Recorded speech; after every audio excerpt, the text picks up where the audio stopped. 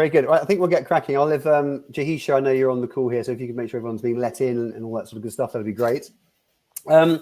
So first of all, welcome everybody. My name is James Osborne. I'm a non-exec director to a number of different recruitment organizations. I'm co-founder of an organization called Carmavo, which is a venture capital business for recruitment companies. And also co-founder of the Recruitment Network. For those of you not familiar with the Recruitment Network, or TRN as we refer to it, we enable recruitment organizations around the world to maximize their performance, their productivity, and their profitability. We're in essence a large global community made up of some incredible fast-growing recruitment organizations, some brilliant recruitment leaders, and a team of some highly successful advisors and mentors from the day who support our members' growth.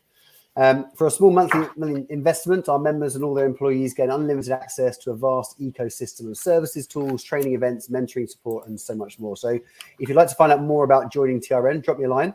I'll be more than happy to walk you through what's involved in a little bit more detail. Jahisha, if I can just get you to go onto mute, please, if that's okay. So put a bit of backdrop to where we're here today. If we look at the market conditions over the last couple of years, certainly since COVID, I think it'd be fair to say they've been pretty damn good to us as an industry, where we've all experienced quite significant levels of growth, not only in terms of our revenue, but also in terms of our EBITDA and our market share. One way this has definitely been achieved over the last few years is through the real proactive internationalization, let's call it, of our businesses, as those traditional geographical boundaries, I think, have pretty much been ripped up since COVID. Now, sitting right at the center of that is the US and the US market, now sitting right at the heart of the radar of many recruitment businesses for a whole host of reasons that we're going to be exploring over the course of the next sort of 20 minutes, half an hour or so. Now, TRN, we work with a number of incredible partners who are absolutely instrumental in supporting recruitment businesses gain access and build market share in the US. And today I'm really delighted to welcome a couple of our partners, Josh Gitman, who's over in Philadelphia, and Miranda Ashley based in Austin in Texas, from an organization called Lead and Gain, to the first of what's going to be hopefully our regular LinkedIn Live events that we're going to be hosting over the course of the rest of the year. This is our first ever LinkedIn Live, so please bear with us in case anything goes wrong, but hopefully we've got it down pat and it should be okay. I know some of you also are listening here today to the recording, so thank you for listening back to the recorded session as well. Those of you who are live today, if you've got any questions at any stage, please add those to the chat, and we'll pick those up as we go, and I can answer those with our guests at the same time. So to introduce Lead and Gain, first and foremost, Lead and Gain, in very short summary, is a US-based employer of record. They're servicing UK recruitment firms and helping them scale, ultimately without the need for a US entity. So first of all, welcome, Josh. Welcome, Miranda. Thank you for joining us today. Thank you, James. Thanks very much. And pleasure. And I know you guys have got a bit of a sort of a presentation that you put together to kick things off. So what I'm going to ask you to do first and foremost, if that's okay, maybe just introduce yourselves, and then I'll hand it over to you, Josh, to sort of walk us through a little bit of an information download, I suppose, about the US markets and everything else. Thank you. Sounds great. My name is Josh Gitman, as James said, one of the co-founders along with Miranda of Lead and Gain Workforce Solutions. We are an employer of record, an agent of record. The common term that most of our UK counterparts would understand is an umbrella. So we provide onboarding of US contract workers for staffing companies making placements in the US. Our services have been primarily eaten up by overseas staffing companies, UK, Australia, South Africa, but we also support some US businesses just looking to outsource that function for compliance and payroll, and just maintaining multi-state labor law and payroll compliance, and outsource it instead of hiring a small army of people internally to do it. Myself and Miranda, our background is in staffing. We come from the staffing world, over a decade of experience each, and our business is about 5 years old, and we've been supporting the staffing community since then. So I'll kick it off to Miranda as well, just for a little personal introduction too. Thanks very much. I'm Miranda. As Josh mentioned, I've been in staffing for over 10 years, like he has. My experience has been in the back office. So I've worked with multiple UK businesses who have set up in the US and established themselves in the US. My focus has always been operational, so contractor care, terms of business, contractual stuff, HR, payroll, compliance, invoicing, all of those things. So the great thing about LGWS is that Josh and I have been able to pool our collective knowledge of front office and back office, and create something that we know really helps our customers and can really help them with their journey into the US. I'm obviously from the UK originally. I've lived in the US for over 7 years now. So at this point, I would consider myself pretty fluently bilingual between the US and the UK.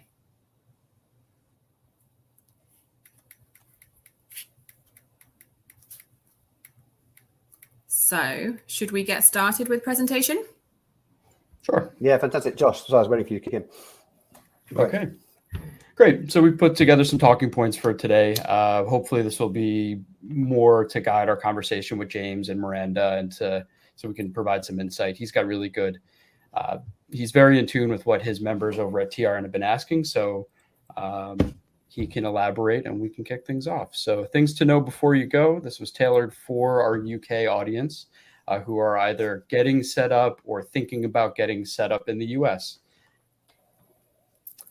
So just a couple key metrics that we have found rather astounding. That 218 billion, that's revenue generated by recruitment companies alone in the US in 2022. Just an astronomical number. 12,554. That's a good number, but when you take it comparatively to the UK versus the US, if we're looking at just the saturation of recruitment companies servicing the US population, it's about 10 times less saturated in the US versus the UK if we're looking at number of recruitment companies per capita.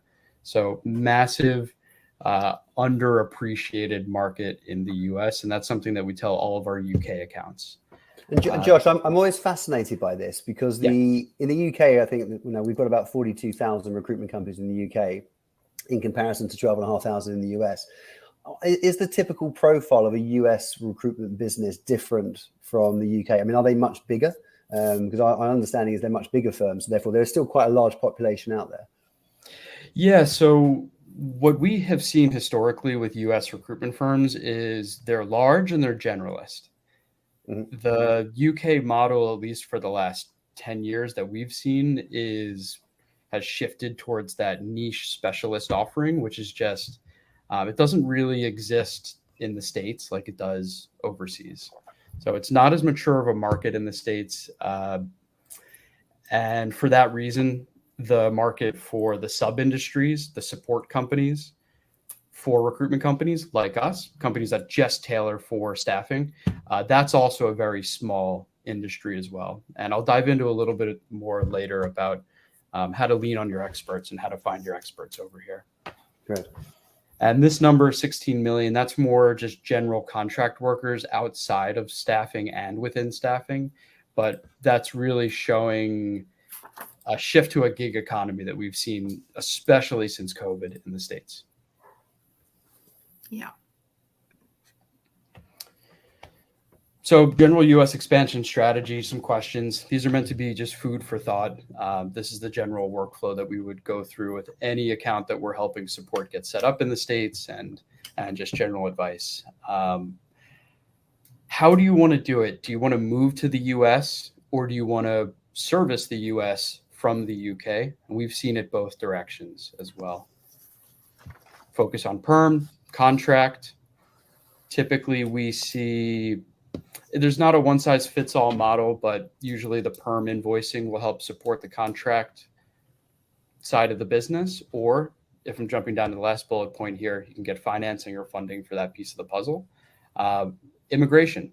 We just had a conversation yesterday about how to go over the immigration strategy, whether or not you're going to apply for your company's E2 or your L1. There's a lot of different ways to go about immigration, but it's definitely the first thing you should think of if you're thinking about setting up in the States. And then a launch plan, let it be how many offices, marketing, do I get a new website from .co.uk to .com? Do I get US phone numbers? There's a lot that can go into that launch plan, and just making sure that you're thinking about all the little nitty gritty things. Okay, can we just explore some of this, Josh? Because I think these are actually really important questions. So certainly a lot of the business that I work with, or we work with across TRM, when they're looking at putting a footprint over into the US, what we often suggest is that you need to get a certain level of traction first from the UK into the US first before you should consider putting a footprint on the ground and that type of stuff. I think that's almost like de-risking the strategy slightly. So in your experience, how many businesses are doing the same thing? Are they operating first from the UK? Are they having a sort of, one of the things I'm very interested in is the modeling around having a group of people in the US who are almost like the front of house, the sales department. Delivery is remaining in the UK or another country where it's obviously cheaper as well. What are your sort of general thoughts around that? Yeah, so there's definitely not a one-size-fits-all model, which I mentioned before. But if we're speaking in generalities, the majority of the customers that we've seen, recruitment firms moving from the UK to the US, they tend to support the US from the UK for 3, 6, 9 months. They start to work out their market, their strategy, test the waters a little bit. Mm-hmm. It also depends, I hate to say it, how much funding you have and how much cash you have to burn to either set up new offices without collecting revenue, hire new employees in the US. So it's really dependent on your business and where they are in their maturity. Yeah, because it's an interesting question, isn't it? Because obviously, if you're going to go after something, you want to sort of throw everything at it and do it properly. I get that totally. But at the same time, it's such a costly, nervous sort of thing to go venture to go and launch in the other side of the world or the other side of the pond. So, there is a sentiment I think I agree with, which is, demonstrate that you can deliver first from the UK, get a certain level of business already created, a certain level of annuity revenue was created before you actually start putting boots on the ground and investing heavily, because it is a big cost, right? I mean, the cost implications of, do you have a sense of what a typical startup cost would look like for a UK business moving into, let's say, the New York market? I know it's probably the most expensive one, or one of the most expensive ones I've chosen, but... Unfortunately, I couldn't give exact numbers. It's totally different for each company, depending on where you're going in the US, if you are going to be hiring US employees, or if you need to invest heavily in your immigration process with lawyers, real estate, or if you're hiring remotely. It can really vary wildly. There are less expensive ways to do it, and there are definitely more expensive ways to do it. So, yeah, okay. And there's a couple of questions that are coming through as well as we're talking today. So I'm going to pick on these as we go. Claire's asked about needing a license. If you're servicing the US from the UK, do you need any form of specific license, or can you just start business tomorrow morning? Depends on what sector you are recruiting into. If it's healthcare, I'm going to say yes, 100% you need a license. But in other industries, no, you may not need a license. Okay, fine. So you can just sort of crack on with it, which is good. Okay, and another point that you talked about on this slide here is around the focus around perm and contract. The contract market obviously is booming at the moment. Really, really interesting marketplace. I think in any volatile market, we often see an uplift in contract business anyway. Is it as easy to go and set up contract recruitment over in the US, or is it a real minefield? Because obviously doing perm is a hell of a lot easier. So are we really complicating things by trying to go straight into contracts, or not? Is it not as bad as we maybe think it is? No, if you have your experts and if you have your vendors set up correctly over here, contract placements do not need to be as daunting of a task as perm placements. Perm placements are simple. They're easy. You're sending an invoice, you're collecting revenue, your customer is going to pay an overseas account. Very clean. But if you're doing contract placements, there's definitely a couple other things you need to keep in mind. But I'm glad you asked the question, because that's the main reason our customers work with us in the first place. We take out all the guesswork of onboarding, payroll, multi-state compliance, federal compliance, where we act as the employer of record. So we maintain contracts with the worker. We will process all the payroll, and we'll make sure that they have all their state mandated rights and duties in check. Okay, fantastic. That said, there's another piece of the puzzle, which is the last bullet point on this list. It's the cash flow piece of the puzzle. Mm-hmm. So getting set up with a vendor who can also help with Invoice discounting or invoice factoring. Not all UK vendors can do it in the US, let it be for credit insurance reasons or business structure. But finding a US partner who can do invoice factoring and financing is usually key as well for most of the companies moving over to the States. Okay. And we do have partnerships where our systems communicate, where we can ensure quick funding too. All right, fantastic. And just for clarity, for those of us, including particularly myself, who are a bit sort of dumb when it comes to this type of stuff, can you just quickly summarize, without getting too complex, the different types of, on the contract side, the different types of contractors that you can have, like the W-2s, the 1099s, etc. Just give us a quick layman's term summary of those so we understand that. Yeah, so high level, there's an employee, which is called a W-2 worker. A lot of the terms for these types of workers are really just the tax forms that they receive. So an employee receives a W-2 form at the end of the year that summarizes their earnings. There is an independent contractor where you're engaging with an individual as an individual. So we would pay James Osborne as James Osborne and track everything through his personal social security number.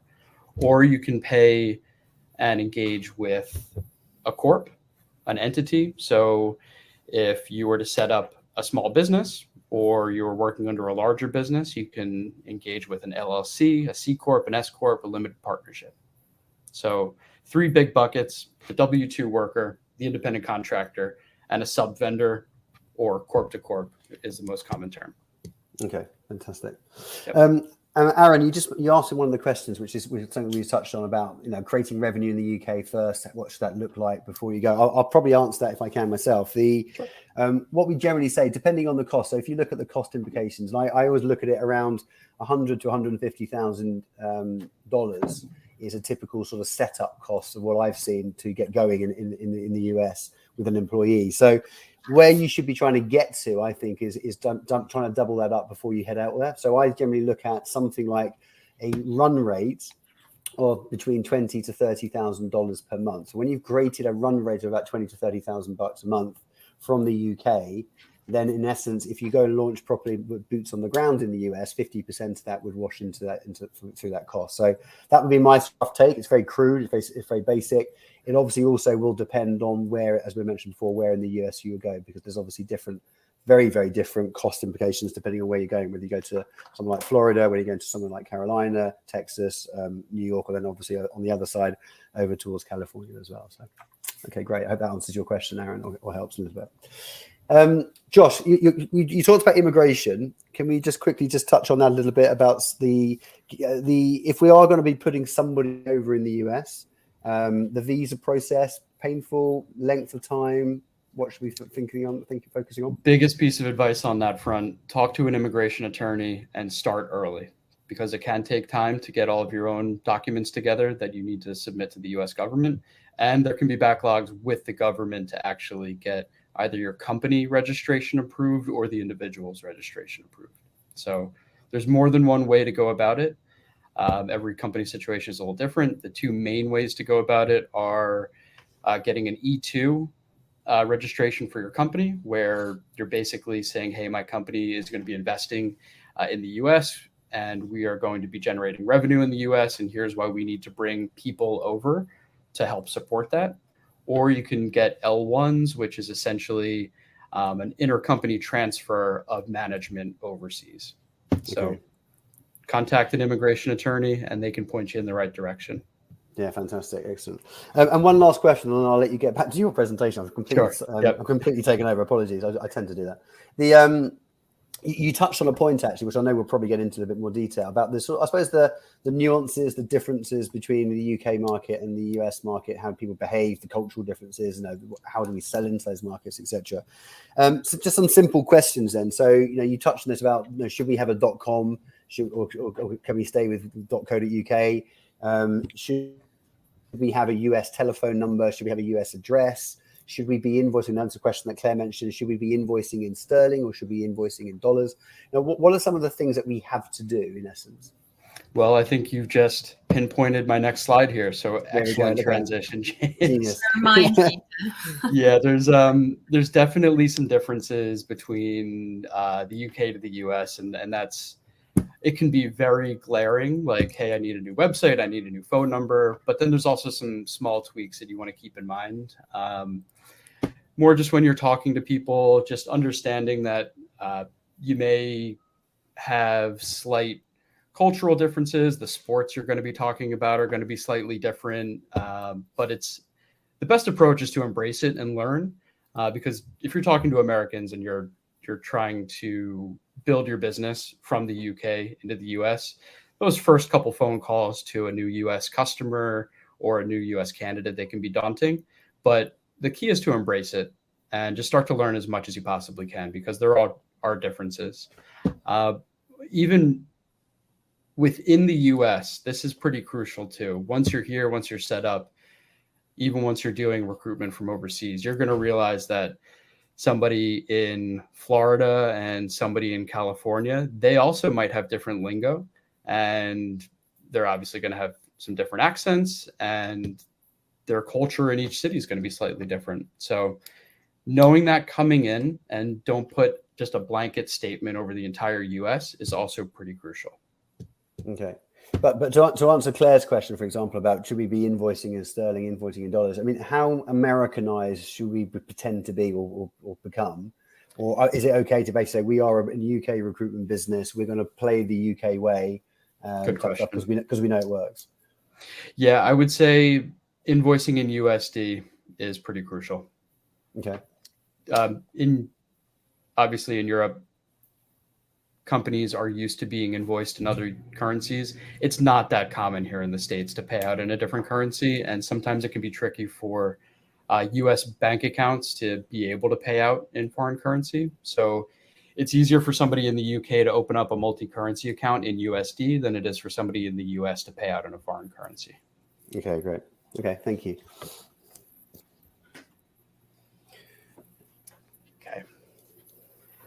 We've touched on a good amount of this stuff. We could spend the next couple weeks diving into each one of these things with a session every day. So really the point here is just to get that thought process going, things to think about. And then we'll talk later. This all ties back to the common theme of find your experts, find your professionals, and get good advice on each of these topics. So start thinking about taxes, whether it's income tax, if you are hiring new employees, or sales tax, where your tax nexus is for the type of recruitment and staffing that you're doing. And it can change at the federal. It doesn't change at the federal. That's going to be countrywide, but then each state has different tax rates. And then some cities have their own specialized tax rates as well. So getting a good CPA, a good accountant is pretty crucial. We talked about worker types, labor laws, just like taxes. There's going to be federal labor laws that are going to apply to every single employee and worker in the entire country. And then each state has their own labor laws, and each city has their own labor laws from time to time as well. One that always comes up is, can I ask people about salaries and how much they're making?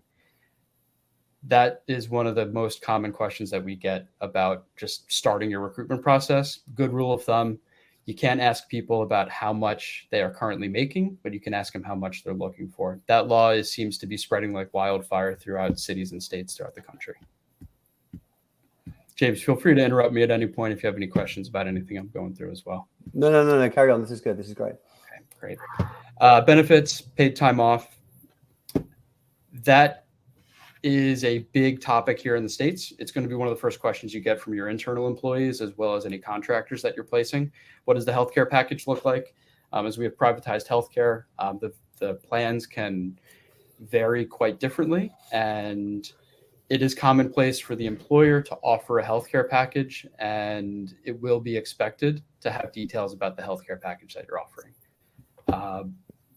Sick leave, that is not mandated at the federal level. The United States, does not mandate people to have sick leave, but it is picked up at the state level. So it is important to understand that each state that you operate in, maybe you're placing a contractor, maybe you're opening up a satellite office, that state is going to have a different level of accrual for how many sick days you can take per year. Paid time off, again, this is something that is not mandated at the federal level, countrywide. but some types of time off policies are mandated at the city and state level. And 401k, this is a retirement account. It's a tax-advantaged retirement account.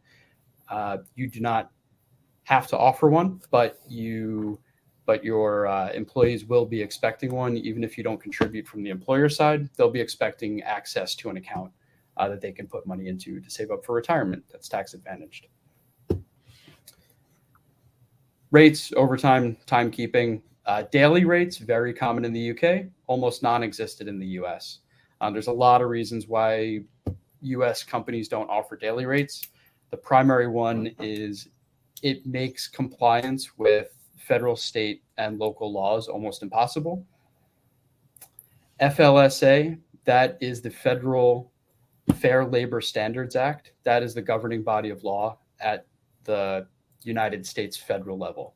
So that dictates, hey, I need to keep records about my employees' time. I need to keep records about their identifying information. So it does mandate that you keep good timekeeping records for all of your employees. And here's another hot topic, exempt versus non-exempt. That's a term that's going to be thrown around for those W-2 workers, those full-fledged employees. Exempt versus non-exempt means, are you exempt or non-exempt from certain pieces of the Fair Labor Standards Act, most importantly, overtime. So if you are exempt versus non-exempt, are you due an overtime rate or are you not due an overtime rate? Do I have to keep track of your hours with more rigor, or am I allowed to not keep as strict records? But again, that's a topic where we could talk to you about all day about FLSA and exemptions versus non-exemptions. Last but not least, insurance for yourself, insurance standards that you mandate your subcontractors carry, depending on what industry you're in. I've seen healthcare brought up quite a bit. Medical malpractice insurance, if you are staffing into healthcare with contractors, or if you're in IT, maintaining your own IT professional liability, errors and omissions policy, but also insurance that's going to be mandated by your end customers. The end customers, if you're placing contractors, are going to say, hey, we need you to carry X levels of general, professional, auto, workers' compensation insurance. And it's important to look at your end customer agreements and say, hey, what are our new requirements? I better talk to my broker to make sure that we maintain these. Or do I need to push back and say, hey, these are unrealistic. They're not fit for purpose for our relationship. Okay, fantastic. And the questions come through from Peter, actually, just going back a couple of stages around contractors. Do you need to provide healthcare for contractors? So it depends what type of contractor they are, to make things a little bit more confusing. For your W-2 workers, you do need to offer a policy. But that's where a company like ours, an EOR or a PEO, comes into play, where you can offer a blanket policy to all of your workers at the same time. Okay. Miranda, do you have anything to add on that front? On the benefits? On the healthcare, the mandatory healthcare requirements. Yeah, I mean, I think let's keep it simple. If they're a W-2 contractor, they need to be offered benefits. Some of them will take them, some of them won't take them. And by benefits, that's including medical, vision, dental, like Josh mentioned, a 401k, anything that you've got under your benefits suite, they would be entitled to be offered that. Yeah, you're bringing up a good point. There's a lot of laws around non-discrimination for offering certain groups of employees one thing and then offering other groups of employees another. So for 401k, that's a tax advantage retirement account. You can't offer certain employees, hey, we're going to match every dollar you put in there, but then you don't offer it to other groups of employees. That's forbidden under federal law, under IRS, Internal Revenue Service, non-discrimination laws. Same thing with healthcare. You can't offer select packages for this group and then different packages for this group of people. Yeah, it's worth maybe clarifying as well that when it comes to healthcare benefits, the employer that holds the policy is also expected to contribute part of that cost for each employee as well. Okay. So recruitment firms work with a company like ours where they want to offer their internal employees certain 401k advantaged benefits, but they don't want to offer those benefits to their subcontractors and their contractors. So they work with us to be able to separate the two policies and still maintain IRS compliance for non-discrimination. Okay, fantastic. Thank you. And whilst we're on all this sort of compliance legal stuff, which is always the sort of the minefield for many people, a couple of questions I've got. One's come through from Claire actually around terms of business with on perm only. So if we're servicing a customer from the UK into the US, are they using UK terms that are governed by UK law, or should they have a US set of terms? And then I suppose a sub question to that, if they've got a US set of terms, do they have to be state by state terms? Therefore, if you're working with in Florida, is there going to be a different set of terms to maybe working in Texas, etc.? Yeah, good question. So I think it's best to think about this practically. If you have a UK set of terms, how easy would it be to enforce when something goes wrong in the US? How easy would it be to get your US customer to show up in court in the UK if need be? Probably not very easy. So having a US set of terms of business, having the venue set in a certain state and having the contract governed in a certain state, I would say it's pretty crucial. Just if something does go wrong, being able to, you going to a US court to be able to go after a claim versus them coming to you, one is obviously more realistic than the other. So, sure. Okay.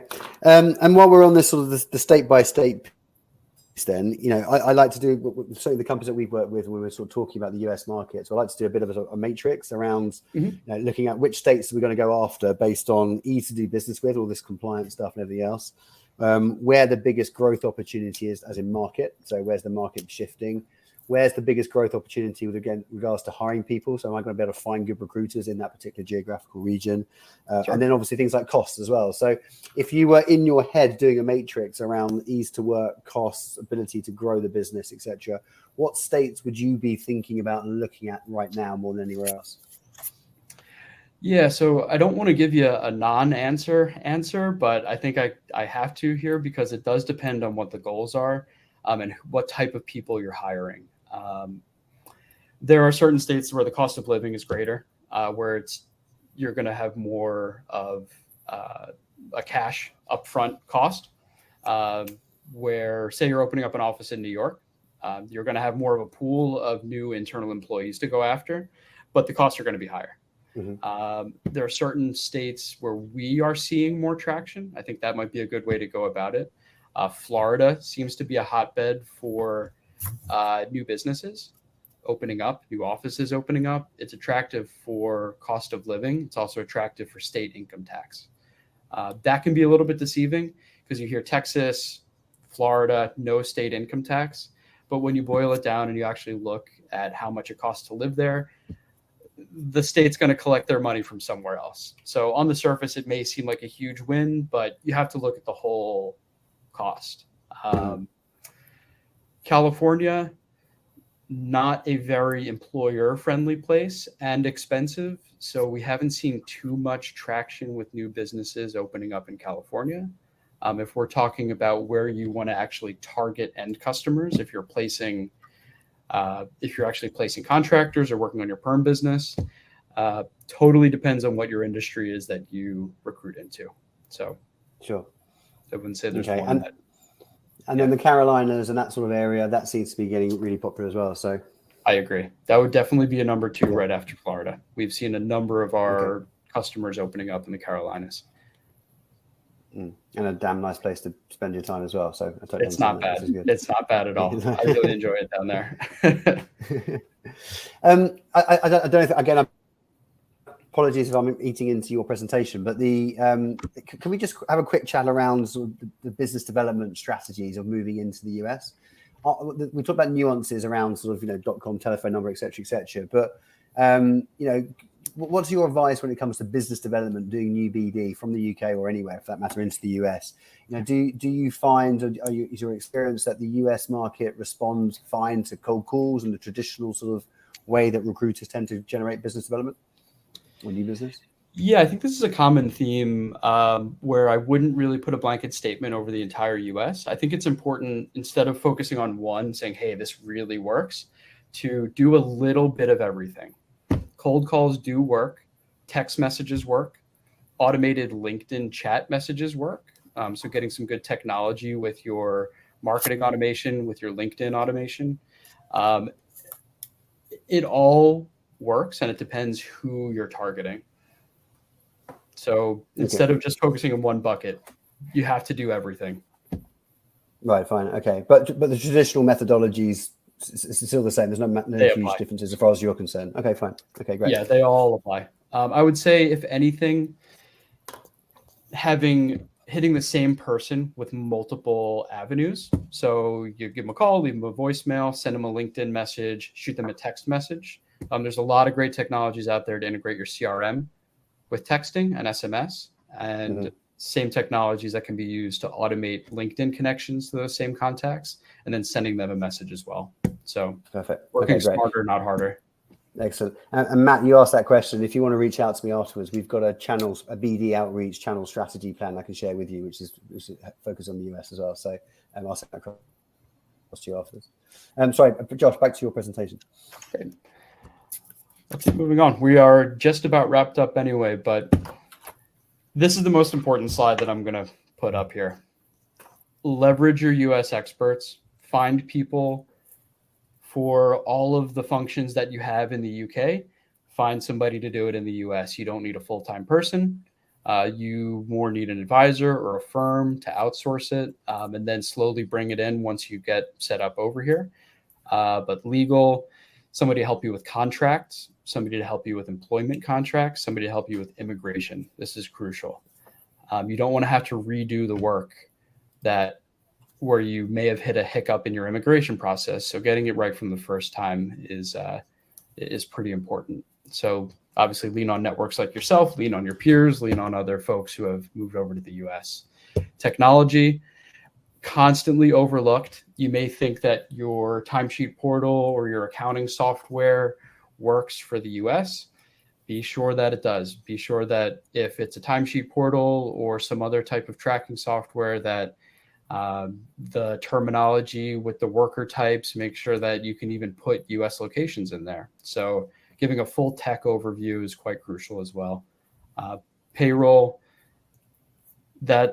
making sure that your payroll provider is maintaining deductions, source deductions, state, federal, local, Medicare, Medicaid, unemployment insurance, and then making sure that you're registered in each state that you're doing business ahead of time before you actually have an employee there. So payroll is half the technology side, the other half maintaining registrations in each of the states that you're doing business and have workers. Insurance, I mentioned this during my first slide. The US market for staffing sub-industries, so think support services for recruitment companies, it isn't as mature as you might think it is. It's definitely not as mature as in the UK. And finding a good insurance broker that just specializes in staffing firm policies can be a little bit tricky. It's a small community out there in the US. I have some referrals. I'm sure that your network and the TRN network has referrals as well, but that's pretty crucial. Not all insurance carriers will touch staffing companies. Okay.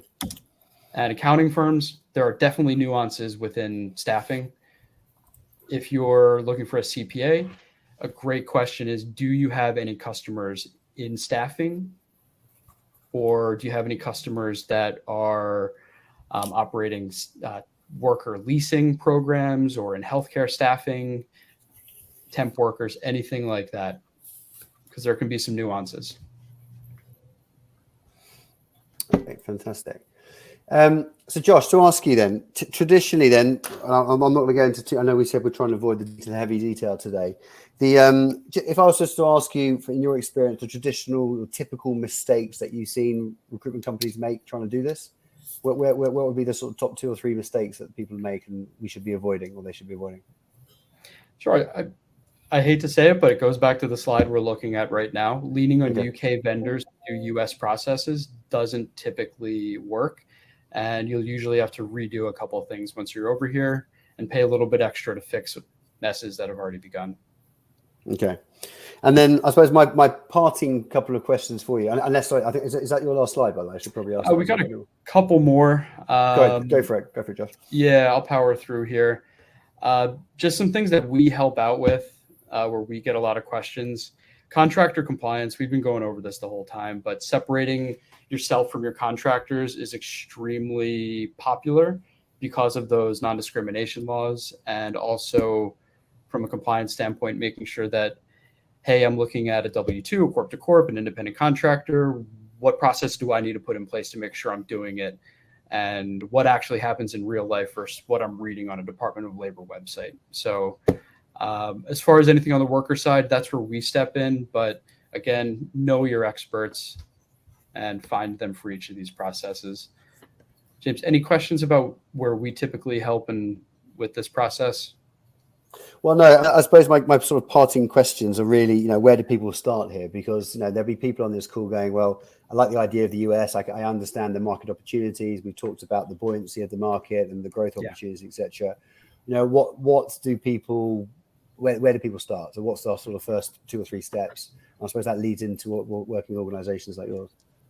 Yeah. So step number 1 that I would always recommend, and this isn't even what I would recommend, this is just what happens in practice as well.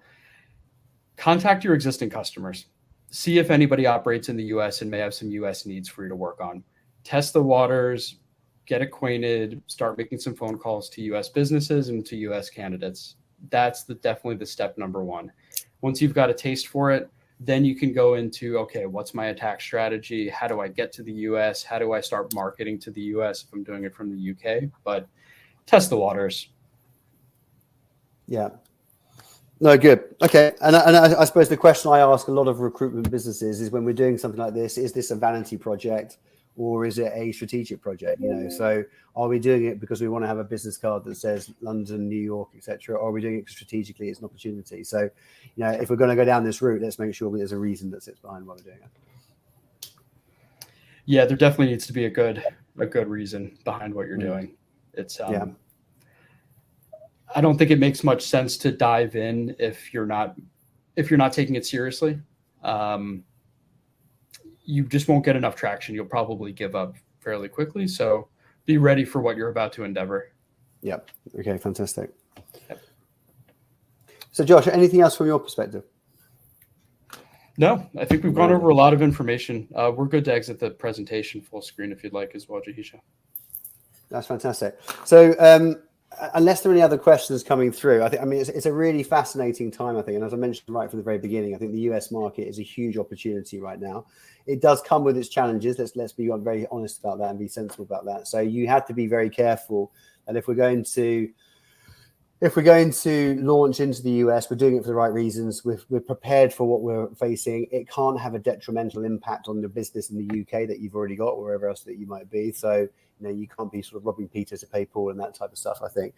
But there's a lot to think about. And I think, Josh and Miranda, thank you for your time today, because I think you've covered lots of things, and you've probably created more questions, I think, necessarily than answers. But I suppose that's it. Make you think about it. Yeah, exactly. But that's what we need to do, because you can't go into this half blind. So I think really important to look into that. I know there's some follow-up stuff that we can do. Obviously, at the TRM, we've got a huge number of support mechanisms around entering into the US, some toolkits and guides, etc. So obviously, those of you on the call, feel free to reach out to me. We'll talk a little bit more about your US strategy and so on and so forth. But I think from my perspective, really useful. Lots of questions still to answer. Lots of thinking to do to get it absolutely right, which is probably a good thing. Huge thanks to Miranda and Josh for your time today and for joining us on our first LinkedIn Live, which didn't crash by the time sound of things. So we're really pleased with that piece. So well done, Jahisha, for organising this today. Good job. And for those of you who are listening live today, thanks for joining us. Those of you who listen to recording, thanks as well. And if you want to reach out to Miranda and Josh, and we'll make sure their details are available for you to do so. So thanks so much indeed. Really appreciate your time, Miranda and Josh, and thanks everyone for joining us. Thanks for having us. Thank you, James. Appreciate it. Thanks very much. Cheers. Take care. Bye. Bye.